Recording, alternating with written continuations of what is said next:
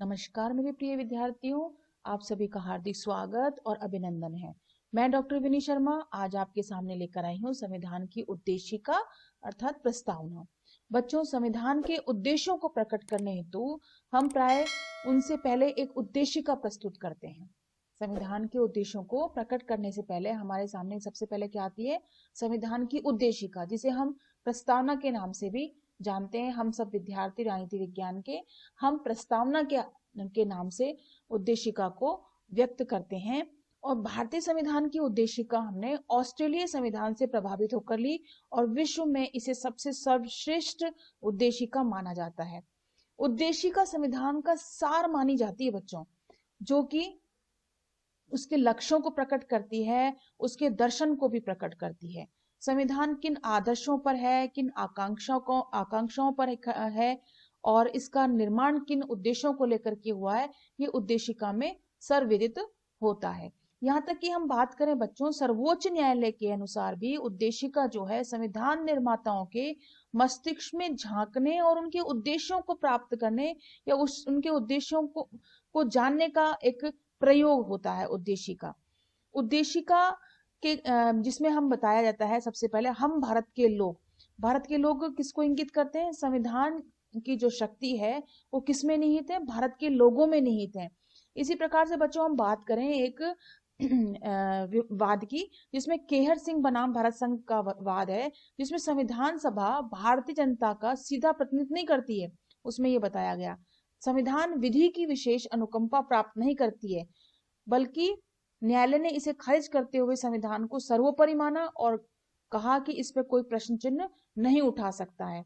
सबसे पहले हम उद्देशिका की बात करें तो हम भारत के लोग भारत को एक संपूर्ण प्रभु संपन्न समाजवादी पंथ निरपेक्ष लोकतंत्रात्मक गणराज्य बनाने के लिए तथा उसके समस्त नागरिकों को, अब देखो इसमें पंथ निरपेक्ष शब्द यूज किया गया है, जिसमें सेक्युलर जो शब्द आता है अंग्रेजी की, यदि हम उद्देशिका देखें तो उसमें सेक्युलर शब्द का अर्थ है पंथ निरपेक्ष, धर्म निरपेक्ष इसका अर्थ नहीं है। तो इसमें बताया गया समस्त नागरिकों को सामाजिक, आर्थिक और राजनीतिक, कौन से न्याय? सामाजिक, आर्थिक और राजनीतिक न्याय किसको? नागरिकों को। विचार, अभिव्यक्ति, विश्वास, धर्म और उपासना की स्वतंत्रता, प्रतिष्ठा और अवसर की समता, प्रतिष्ठा और अवसर प्राप्त करने के लिए तथा उन सब में व्यक्ति की गरिमा, राष्ट्र की एकता और अखंडता सुनिश्चित करने वाली बंधुता बढ़ाने के लिए, मतलब व्यक्ति की गरिमा बनी रहे, राष्ट्र की एकता और अखंडता मतलब कभी खंडित ना होने वाला, इसको बढ़ाने के लिए क्या हो? बंधुता यानी भाईचारे से बढ़ाने के लिए दृढ़ संकल्प होकर हम सभी क्या करते हैं? इस संविधान में आज तारीख 26 नवंबर 1949 ईस्वी मिति मार्गशीर्ष शुक्ल सप्तमी संवत 2006 विक्रमी को एतद द्वारा इस संविधान को अंगीकृत, अधिनियमित और आत्मर्पित करते हैं। तो बच्चों देखो, संपूर्ण प्रभुत्व संपन्न समाजवादी पंथ निरपेक्ष लोकतंत्रात्मक गणराज्य, इसके लिए समस्त नागरिकों को कौन से न्याय? सामाजिक, आर्थिक, राजनीतिक स्वतंत्रताएं कौन सी? विचार, अभिव्यक्ति, विश्वास, धर्म, उपासना, प्रतिष्ठा, अवसर, समता, ये सभी चीजें, व्यक्ति की गरिमा, राष्ट्र की एकता, अखंडता, ये सभी जो इसमें बातें बताई गई हैं, ये हमारे संविधान के उद्देश्यों को स्पष्ट करती हैं। अब हम इन्हीं शब्दों का एक एक करके इनकी व्याख्या करेंगे। सबसे पहले हम देखते हैं उद्देशिका की क्या उपयोगिता है, यूटिलिटी क्या है। जैसा कि मैंने आपको अभी बताया, भारतीय संविधान की प्रस्तावना को संविधान की आत्मा कहा जाता है और संविधान की प्रस्तावना संविधान की व्याख्या का आधार प्रस्तुत करती है। ये संविधान का दर्पण होती है। जिस प्रकार से हम अपने आप को एक दर्पण में, एक आईने में देखते हैं और हमारा प्रतिरूप उसमें दिखाई देता है, उसी प्रकार से बच्चों पूरे संविधान की तस्वीर इसी उद्देशिका में हमें दिखाई देती है। इसकी उपयोगिता ये है कि ये संविधान के स्रोत, उसकी राज्य व्यवस्था की प्रकृति क्या है, उसका स्वरूप कैसा है, संविधान के उद्देश्यों का परिचय देती है। मतलब संविधान के का स्रोत क्या है, आपको पता है, हम भारत के लोग, जनता इसका स्रोत है।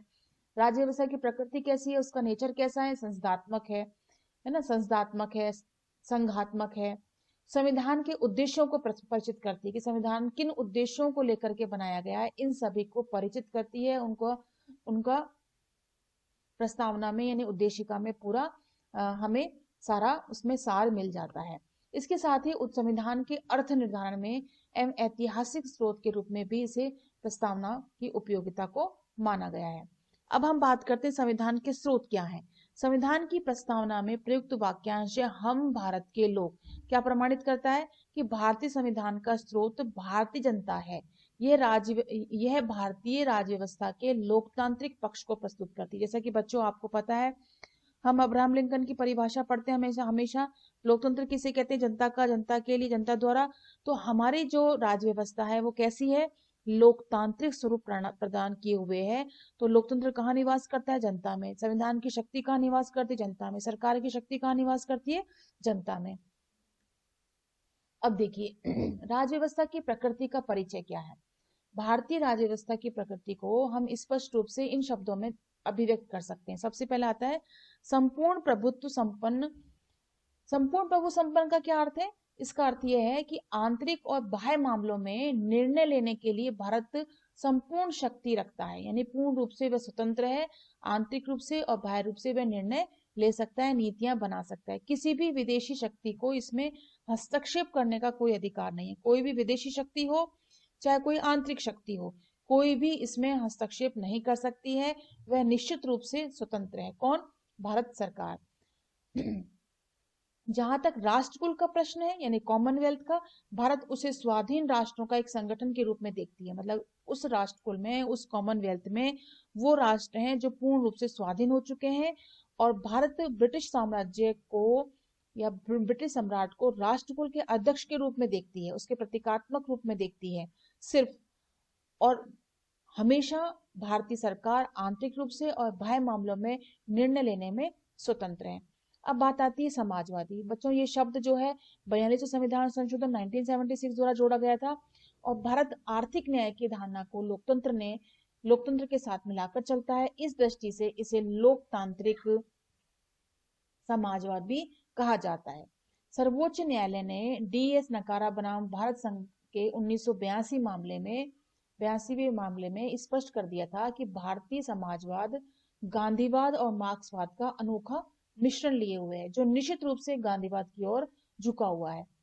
भारतीय समाजवाद अर्थव्यवस्था के स्तर पर निजी उद्यमशीलता और सरकारी नियंत्रण दोनों को साथ साथ लेकर के चलता है।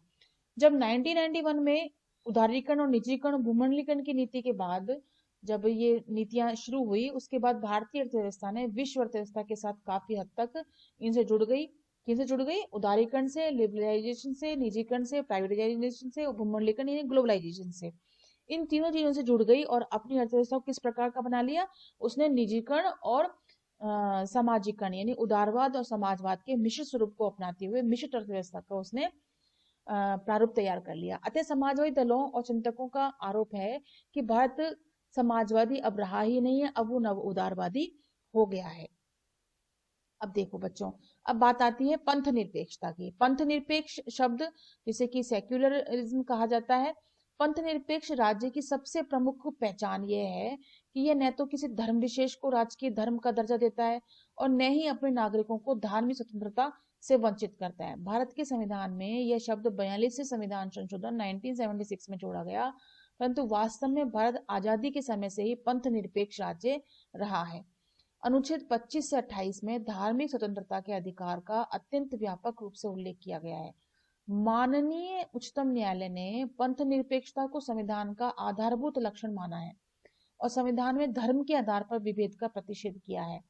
देखो बच्चों, इसमें पंथ निरपेक्ष और धर्म निरपेक्ष दोनों ही शब्दों का, यानी धर्म, किसी भी धर्म का वो नहीं अपनाएगा, इस बात की चर्चा की गई है। लेकिन पंथ निरपेक्ष शब्द और धर्म निरपेक्ष शब्द दोनों में बहुत अंतर है। धर्म जो है हमारी जीवन पद्धति होती है, जीवन जीने का एक तरीका होता है जिसको हम कभी नहीं नकार सकते हैं। तो इनके बिना कोई भी राज्य, कोई भी व्यक्ति नहीं रह सकता। हाँ, हमारा राज्य जो है, भारतीय राज्य, हमेशा पंथ निरपेक्ष ही रहेगा। अब बात आती है लोकतांत्रिक स्वरूप की। लोकतांत्रिक शब्द का क्या अर्थ है? इसका अर्थ है बच्चों, भारतीय राज्य व्यवस्था शासन के जिस रूप को स्वीकार करती है वह है लोकतंत्र, न कि राज्यतंत्र, न कि अधिनायक तंत्र, न ही और कुछ। ठीक है, स्पष्ट है भारत का शासन यहाँ के नागरिकों द्वारा चलाया जाता है। जनसंख्या अधिक होने के कारण भारत में अप्रत्यक्ष लोकतंत्र को अपनाया गया है। यहाँ पे जनसंख्या अत्यधिक है, इसलिए यहाँ पे इनडायरेक्ट डेमोक्रेसी को अपनाया गया है, यानी प्रतिनिधि मूलक लोकतंत्र को अपनाया गया है। इसके क्षेत्रीय, भाषाई, धार्मिक, सांस्कृतिक, नस्लीय विविधता को देखते हुए बहुदलीय लोकतंत्र को स्वीकार किया गया है। विचारधारा की दृष्टि से भारतीय लोकतंत्र उदारवादी है और आर्थिक न्याय के कारण समाजवादी लोकतंत्र के काफी नजदीक वह पहुंच चुका है। अर्थात उदारवाद और समाजवाद दोनों का यहाँ पे मिश्रण हमें देखने को मिलता है। अब बात आती है गणराज्य की। इसका अर्थ होता है राज्याध्यक्ष निर्वाचित होगा। गणराज्य का क्या मतलब है? गणराज्य, गणराज्य का मतलब यह है कि राज्याध्यक्ष जो होगा, यानी हमारा जो राष्ट्रपति है, वो निर्वाचित होगा। ब्रिटेन के सम्राट की तरह आनुवंशिक शासन नहीं होगा। भारत का राज्याध्यक्ष राष्ट्रपति होता है और उसके अप्रत्यक्ष रूप से जनता द्वारा निर्वाचित किया जाता है। इस प्रकार भारत का कोई भी नागरिक यदि अर्ह है तो किसी भी पद पर नियुक्त हो सकता है, यहाँ तक कि राज्याध्यक्ष पद पर भी वह आसीन हो सकता है। और इसी प्रकार से राष्ट्रपति को प्रथम गण यानी प्रथम नागरिक भी कहा गया है। अब बात आती है बच्चों संविधान के उद्देश्यों का परिचय। प्रथम उद्देश्य क्या है हमारे संविधान का? नागरिकों को सामाजिक, आर्थिक और राजनीतिक न्याय उपलब्ध कराना। जैसे कि मैंने आपको उद्देशिका में बताया कि सामाजिक, आर्थिक और राजनीतिक न्याय प्रदान करना। किसको? नागरिकों को। यह न्याय कानूनी न्याय न होकर वितरणात्मक न्याय है, यानी वितरण मूलक न्याय है। मतलब सभी को बराबर बराबर उनकी आवश्यकता के अनुसार उन्हें प्राप्त होना चाहिए, जो न्याय का व्यापक रूप होता है। सामाजिक न्याय के अंतर्गत समाज के मुख्य धारा से वंचित लोगों को आरक्षण और अन्य प्रकार की सुविधाएं दी जाए। ठीक है। इसके बाद राजनीतिक न्याय के अंतर्गत राजनीतिक प्रक्रिया से में सभी नागरिक भाग ले सकते हैं और सार्वभौमिक वयस्क मताधिकार के साथ साथ वंचित वर्गों के लिए भी राजनीतिक आरक्षण का आधार यही है। आर्थिक न्याय क्या है? आर्थिक न्याय का अर्थ है कि समाज की कुल संपदा किसी छोटे से वर्ग तक सीमित नहीं रहे, बल्कि विभिन्न वर्गों के आय और जीवन के स्तर में अंतराल कम से कम हो जाए। और मनरेगा जैसे कार्यक्रम आर्थिक न्याय के आदर्श को ही साधने का प्रयत्न करते हैं। कहने का मतलब यह है कि सामाजिक, आर्थिक और राजनीतिक न्याय किस प्रकार का होना चाहिए कि सभी वर्ग, सभी समाज में रहने वाले सभी लोगों को, चाहे वो वंचित लोग हों, चाहे दीनहीन लोग हों, गरीब लोग हों, उनको सभी कुछ उपलब्ध होना चाहिए समाज के स्तर पर, आर्थिक स्तर पर और राजनीतिक स्तर पर। अब बात आती है दूसरा उद्देश्य, जिसे हम कहते हैं विचार, अभिव्यक्ति, विश्वास, धर्म और उपासना की स्वतंत्रता। अन्य व्यक्ति की स्वतंत्रता को देखते हुए असीमित स्वतंत्रता प्रदान नहीं की जा सकती। मतलब यदि एक व्यक्ति स्वतंत्र है तो निश्चित रूप से आप मान लीजिए कि दूसरा व्यक्ति भी उसी प्रकार से स्वतंत्र है। स्वतंत्रता का यह आदर्श मूलक फ्रांस की क्रांति से लिया गया है। मतलब फ्रांस की क्रांति से यह व्यवस्था जो है ली गई है और इस पर कुछ वैचारिक प्रभाव अमेरिकी संविधान का भी पड़ता है। इसके अंतर्गत प्रत्येक व्यक्ति को उतना ही अधिकतम स्वतंत्रता दी जाती है जितनी स्वतंत्रता बाकी व्यक्तियों को भी दी जाती है। स्पष्ट किया जाता है कि स्वतंत्रता असीमित नहीं है, सीमित है।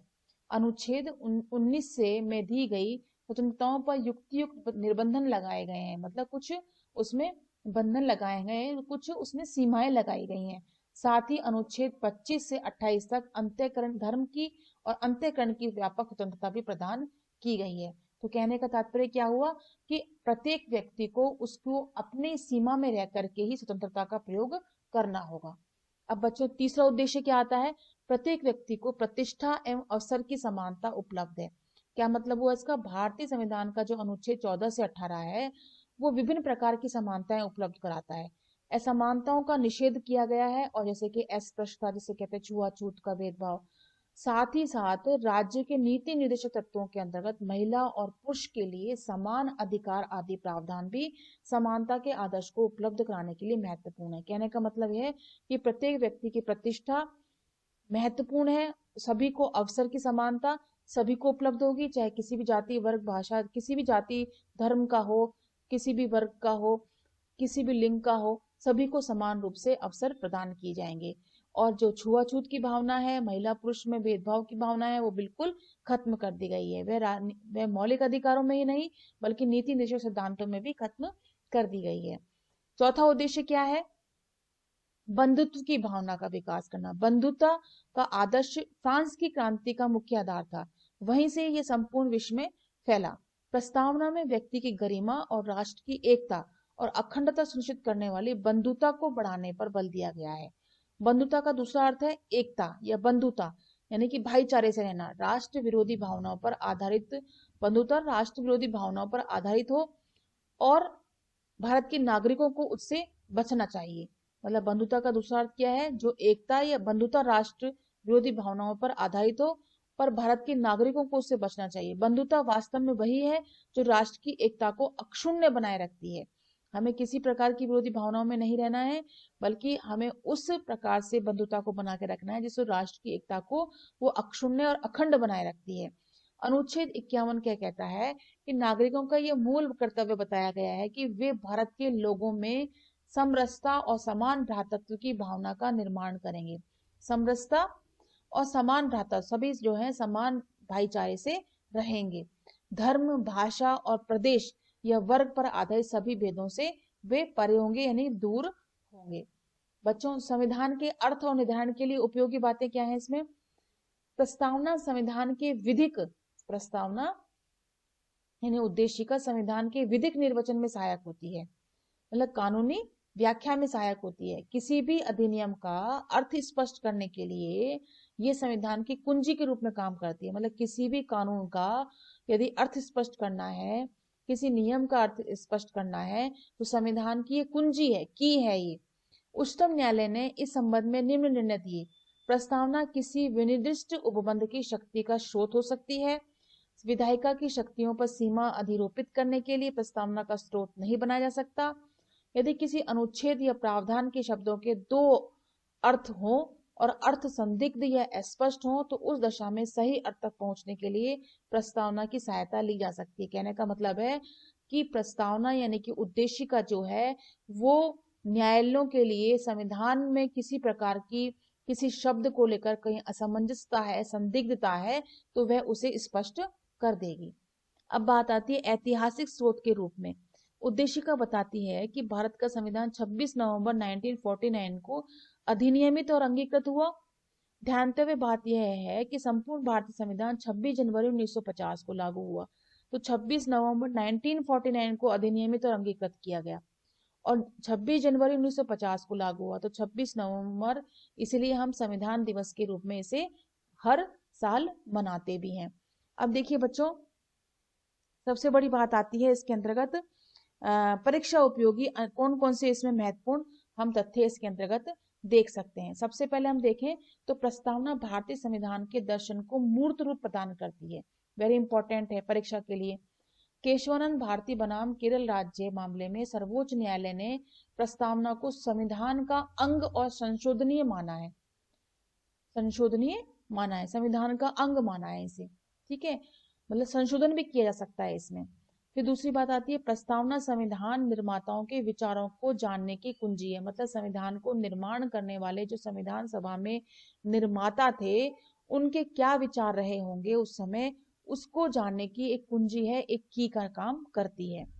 प्रस्तावना में उन उद्देश्यों का कथन है, प्रस्तावना में उन उद्देश्यों का कथन है जिन्हें हमारा संविधान स्थापित करना चाहता है और आगे बढ़ाना चाहता है। 42वें संशोधन 1976 द्वारा प्रस्तावना में 3 शब्द जोड़े गए, समाजवादी, पंथनिरपेक्ष और अखंडता। भारतीय संविधान को 26 नवंबर 1949 में अंगीकृत, अधिनियमित और आत्मर्पित किया गया। प्रस्तावना की निम्नलिखित शब्द संविधान के आधारभूत ढांचे का हिस्सा है। संपूर्ण प्रभुत्व संपन्न, समाजवादी, पंथनिरपेक्ष, लोकतांत्रिक, गणराज्य, राष्ट्र की एकता और अखंडता। प्रस्तावना स्पष्ट करती है कि भारत के शासन की सर्वोच्च सत्ता कहाँ निवास करती है? भारत की जनता में निवास करती है। तो बच्चों, ये परीक्षा उपयोगी बहुत महत्वपूर्ण तथ्य हैं, इनको आपको ध्यान रखना है। और मैं उम्मीद करती हूँ कि प्रस्तावना और उद्देशिका आपको समझ में आई होगी और ये आपके प्रतियोगी परीक्षाओं के लिए भी बहुत ही महत्वपूर्ण सिद्ध होगी। इसके साथ ही ये वीडियो हमारा यहीं समाप्त होता है। अगले वीडियो में हम एक नया विषय लेकर के आपके सामने उपस्थित होंगे। तब तक के लिए धन्यवाद और नमस्कार।